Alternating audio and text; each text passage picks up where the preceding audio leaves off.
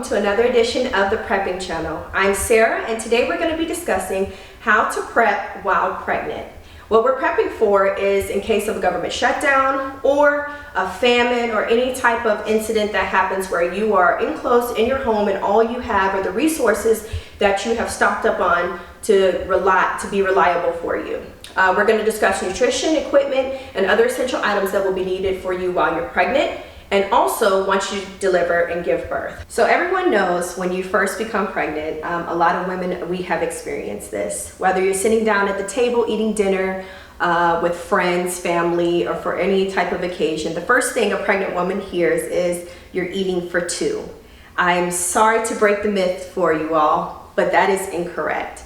So technically, when you say you're eating for two, what you're saying is you're eating for an extra adult that you are growing inside of your stomach, which is obviously not true. So it's a misconception that happens with pregnant women in which what it causes is overeating. So here we have what 200 calories actually looks like in real time. As you can see, it is not an extra burger and fries. It's not even a whole slice of pizza. It is 2 apples and a cheese stick. Something equivalent would be a whole head of broccoli, 6 to 8 pieces of celery with peanut butter. Those are the type of things that are 200 calories. From the weeks of 29 up until 40 or until you give birth, you are only required to have an additional 100 calories, which means that's a total of 300 calories within that 3rd trimester. Obviously, your baby is getting bigger, so the amount of nutrients that's needed is going to be a little bit more, only 100 calories more though, for your baby. So this is what 300 calories looks like.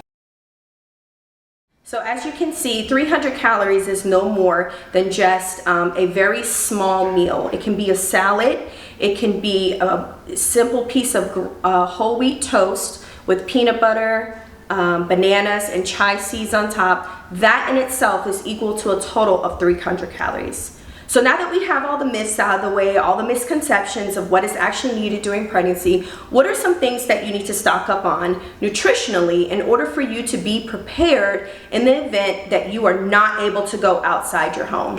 I actually researched everywhere on the internet. I looked on every YouTube site I possibly could, and I could not find anything that remotely assisted me with preparing for an event of a famine or anything happening where you're inside your home. So what I did is just cut out all the legwork for you and did my own research on nutrients that you needed to have in order for you to sustain your pregnancy, as well as be able to produce milk if you are nursing once you have the baby. And we're going to go into that later. So the first thing we're going to talk about is water. Water is essential for any person, but it is even more essential when it comes to a pregnant woman. The lack of water can cause miscarriage, can cause early birth, as well as preeclampsia and other birth defects that happens with your baby. Your baby needs a lot of amniotic fluid while they're inside of your stomach, and the way that you replenish those fluids is through water. So a pregnant woman is required 8 to 12 cups of water a day, which is about 64 to 96 ounces. Now, for most of us, that is a lot of water, especially if that's not something you intake even while you're not pregnant. Hydration multipliers, commonly known as liquid IV. You can purchase these at any Walmart location. They're only about $5 or so a box. They only come with about 4 or 5, and while it may seem expensive, it is extremely valuable, especially while you're pregnant. Because what this does, you put this in about 8 to 16 ounces of water, and it multiplies your hydration as if you literally are receiving an IV if you are dehydrated at the doctor. Within 24 hours, the way that you obviously check to see if you're hydrated is looking at your urine. So if your urine is dark, the darker in color yellow it is, the more dehydrated you are, which means the more water intake you need in order to bring up that hydration. This is a very quick fix to do that. You only need to take 1 a day, and it will replenish your hydration 2 to 3 times the amount as it would you drinking water. They are very, very good. They're delicious. There's like 10 or 11 flavors that you can get them in. You can also purchase them on Amazon in the bulk, and they're come about maybe 10 to 20 in the bulk. They're not really expensive, and I'll post the link for that as well in the description box. So we talked about water and the significance of it. The next thing we're going to go into is the actual nutrition portion. So when you're stocking up, obviously you want to stock up on things that are mostly either dehydrated or things that are in some type of liquid solution, so canning, things like that. So now we're going to discuss important nutrients that you will need to stock up on, such as fruits, vegetables, grains, and other sources of energy that you will need. First, let's talk about the fruits and vegetables. It is ideal that you stock up on dehydrated items or canned items. If you are the type of person that grows your own fruits and vegetables outdoors, then you can definitely take those, dehydrate them, and stock them up and have a plethora of them so that you're able to sustain during your pregnancy. Here's a list of some of the items that you will need during your pregnancy that you should be stocking up on. One of the things I wanted to highlight are the different forms that you can purchase if you do not have the ability to dehydrate or you don't grow your own food bed. So the first I'm going to recommend is Augustin Farms. You can get a number of different fruits and vegetables with this company that are already dehydrated, that can store and have a shelf life for 10 to 15 years. Obviously that's going to be very essential. The longer the shelf life, the more you're going to be able to stock up on and have stored up for your pregnancy. So another reason that I really like this company is because you can order online, but also they do accept EBT. So for those who may not have the means right now to start stocking up on food or at least those non-perishable items, this is a good way to do it if you do have government assistance or any other type of assistance. This company does take it. Another thing to stock up on is this company's shelf life. As you can see, this one container of fruits and vegetables can last you up to 30 years. This is the shelf life for this company. This company also takes any type of government assistance, so it's extremely beneficial. One thing I wanted to highlight though is from the list that you saw with all of the fruits and vegetables that are needed, make sure that you're going by those lists because specifically for pregnancy, all of those fruits and vegetables are essential in order to provide not only you but also your baby with the help, with everything that they need in order to sustain and survive, and for your baby to grow with the proper nutrients needed. Also, these things are great to stock up on because after you give birth, you're going to need to maintain your milk production if you are choosing and deciding to nurse your baby once you deliver. The next thing we're going to go into, we're going to talk about the milk source. So let's talk about some different vitamins, nutrients, and things you can purchase as well. Here is a bag of instant non-fat dry milk. So the reason I purchased this one is just simply because the taste is the best to me, and it also gives you your daily calcium that you need.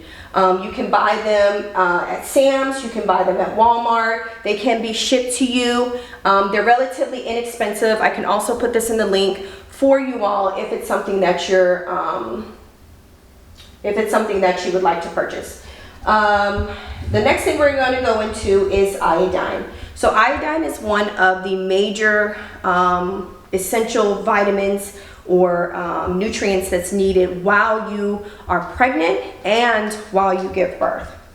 So this iodine bottle here, though it is very small, it is very potent. All you need is just 1 drop of this in order for you to fulfill all the iodine that you need for the entire day. You mix it with an 8-ounce glass of either water, juice, or whatever it is to kind of take the taste away, because it does taste bad. But very, very essential and healthy. You can also get iodine in other foods, but for me, this is the most efficient way for me to get iodine into my system or into my body while I am pregnant. The next thing is flaxseed oil. So flaxseed oil, whether it be the oil or the actual flaxseed, is very, very high in nutrition, especially when it comes to raising your estrogen. So now let's talk about nutrition that's needed after you give birth. If you are choosing to nurse, which is breastfeed your baby, I have great news for you. There's nothing extra that you needed. Everything that we covered today is essential and will be exactly what you need in order for you to nurse your baby. Because all of those things that I listed, such as the spinach and different vegetables and fruits, the flaxseed oil, all of those things produce extra milk for your baby, for you to be able to sustain nursing, especially if you are locked down. One additional thing I did want to add though is when it comes to trying to produce more milk, a lot of women do suffer with producing a lot of milk for their babies. One thing I can definitely recommend that does work is Let There Be Milk. So again, this is a very small bottle, but it's very potent. You only need, again, 1 drop of this, 1 full capsule drop, and you put it into any type of liquid that you're drinking, anywhere from 8 to 10 ounces of a cup of liquid. And what it does is it generates extreme milk production for you. Like, it really does work. So within 24 hours, you will notice that you will pump, if you're pumping, or you will be nursing, getting adequate milk up to 2 to 3 times more than you were before. Another thing that you can also use is fenugreek. So if you have any fenugreek pills or foods that are high in fenugreek, or even the fenugreek seeds, you can sprinkle over some salad just to get those extra nutrients in your body to be able to produce that extra milk. One other thing that works really well that you can stock up on is body armor. Just be careful with stocking up on body armor because there's a limited shelf life. The shelf life for body armor is only like 3 to 4 years. So you want to try to stock up on things that has kind of a longer shelf life for you to be able to sustain, you know, in the event that you get pregnant multiple times through a government shutdown, famine, or whatever happens where you have to be locked down in your home. The next thing we're going to transition to is if you are choosing not to breastfeed. Let's talk about what you need to stock up on as a bottle-fed mama. So you need to obviously stock up on bottles. Make sure that you have a sanitation device that is either battery or solar operated. The reason why I say that is because you want to make sure you have all bases covered in the event that there is an electrical power outage or anything that happens. You always have some sustainability to still be able to take care of your baby efficiently. So you want to have bottles on hand, you want to have that sanitation device, and then these are the type of items you can stock up on for milk supplement. So Similac is a great choice, along with Gerber Baby is a great choice. There's different types of choices that you have out there. I'll post some of the links of the best ones that I've researched when it comes to giving your baby formula versus breastfeeding or nursing your child. Now, the next thing we're going to talk about is some of the things you want to stock up on equipment-wise for not only when you're pregnant, but also when you give birth. Here's a list of some of the products that are going to be needed for you to stock up on. And remind you, these are essentials. There may be other things that you may want for comfortability for you while you're pregnant or even after you give birth, but these are simply the essentials. Now, I wanted to discuss specifically some of those products. So first, let's talk about the different things that need to be on hand, not only when you're pregnant, but also specifically when you give birth. The first thing let's talk about, after giving birth, every mother knows you're going to be bleeding heavily for like the first 3 to 4 weeks. It starts to die down, and by usually week 5 or 6 for the average woman, you're kind of at a period-like state.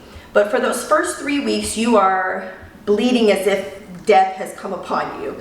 So what does that mean? the ability to stock up on pads and things like that is going to be ineffective. And the reason why I say that is because if you are locked down in your home, unless you have 10,000 pads stocked up, it's not going to be beneficial for you. What I do recommend, if you do not want to stock up on the disposable pads, is to start already getting prepared and make reusable pads. These are homemade reusable pads.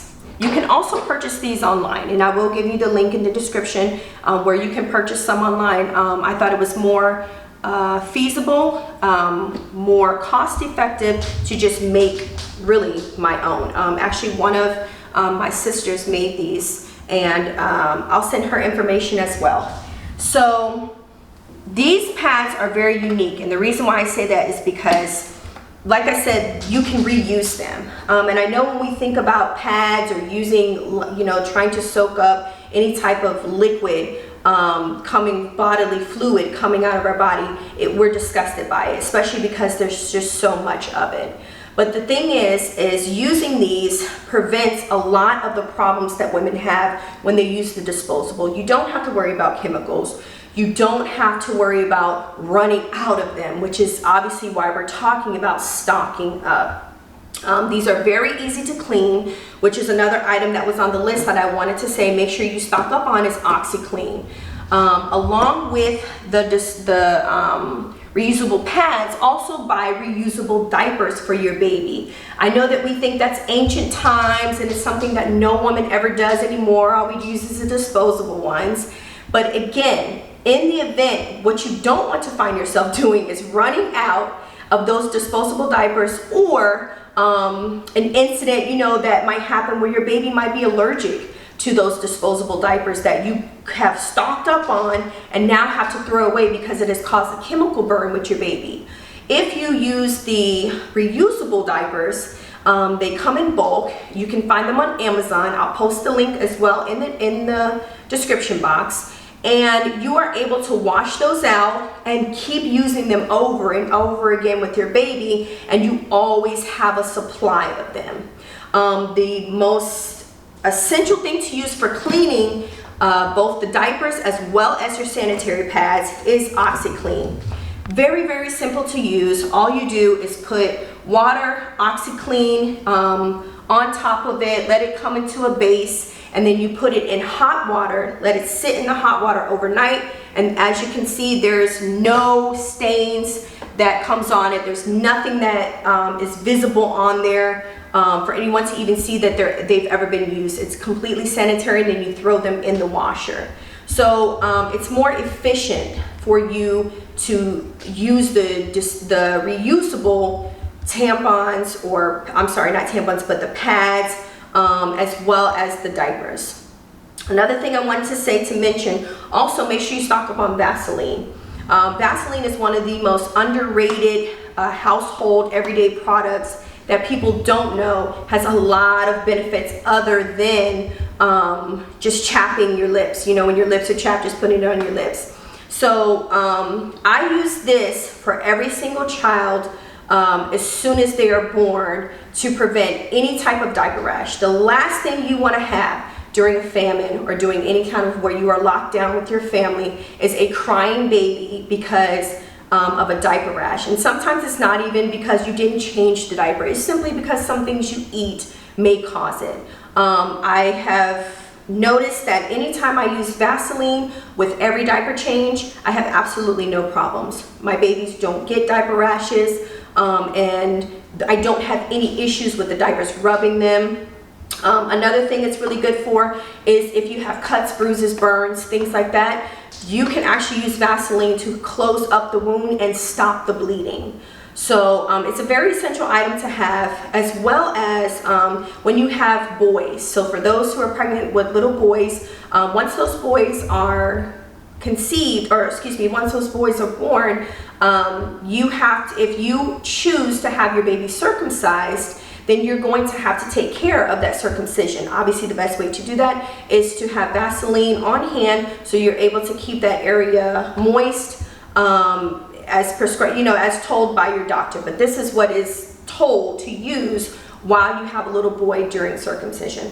The last thing we're going to go over is definitely a carrier. So this is just personally the carrier I use. There's different types. You can have the wraparound carrier, which is usually like a cloth type material that a lot of women use to wrap around their babies. That comes for, there's multiple types of avenues that you can take. It really just depends on your comfortability and what you're more familiar with or what is essential for you. For me, this particular baby carrier is essential for me. I've had it for 5 years. I've used it with at least 4 of my babies.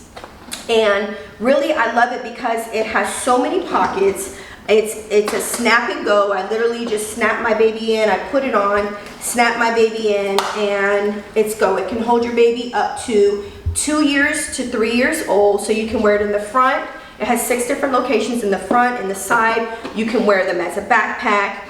And there's many zippers and just different things. You can store phones and bottles if you use bottles, or pacifiers, or it's different essential things that you need on the go. Now the reason why you want to make sure you have a carrier is because it is very difficult to maneuver with a newborn baby or a baby that's not really in the walking stage while you are trying to do things you need to do, not only in the event that you are locked down in your home, but also in the event you have to get up and move and go quickly out of your home. It's important that you have something to make a little bit easier for you, especially dealing with the newborn baby. So the last thing we're going to talk about is probably one of the most important when it deals with being pregnant as well as having your baby, and that goes into mental and physical health. So we'll start with physical. As a pregnant woman, you need at least 30 minutes of exercise per day. What I would recommend is while you are starting to get yourself geared up for getting ready, either whether you're getting ready to have a baby or you just found out that you're pregnant, you're so excited, start on the right foot. Even if you're in the middle of your pregnancy, get on the right foot. Start to carry around a little weight on your back, maybe 10 to 20 pounds. So that way, if you do have to hurry up and leave somewhere, you can be an extra added benefit to your family because at least you're able to carry those 10 to 20 pounds. One of the things I put in the description, as well as we went over with equipment, is those support stockings. Very, very important, because when you're on your feet, you're moving all day. In the event where you just cannot stop and you're going to be out moving, you want to make sure that you have adequate care so that you're not getting swollen and finding yourself extremely uncomfortable and just not being able to move. The more physical activity you have throughout your pregnancy, the easier it is when it comes to giving birth. Your body is able to recover quickly when you're giving birth, and it's nothing strenuous. You don't have to run 5,000 miles or do this extra amount of sit-ups or anything extra. Simply taking a 30-minute walk or doing a light jog for 30 minutes or whatever your body can handle and whatever your doctor has cleared you for, those are the types of things that you want to do. Even yoga or some type of prenatal yoga while you're pregnant is very, very important. You will be surprised how 30 minutes will take you a very long way when it comes to delivering and giving birth. When it comes to your mental state, I don't care how many times you have had babies, how many babies you have. Every woman goes through a point after she's had her baby where she has somewhat of like the baby blues. You are extremely overwhelmed. It becomes extremely frustrating, especially hearing a crying baby, and especially when you have additional children. Not every woman goes through postpartum, but every woman does go through some sort of baby blues. And those are the type of things that you want to be looking for, especially if you're in a predicament where you have to be on lockdown.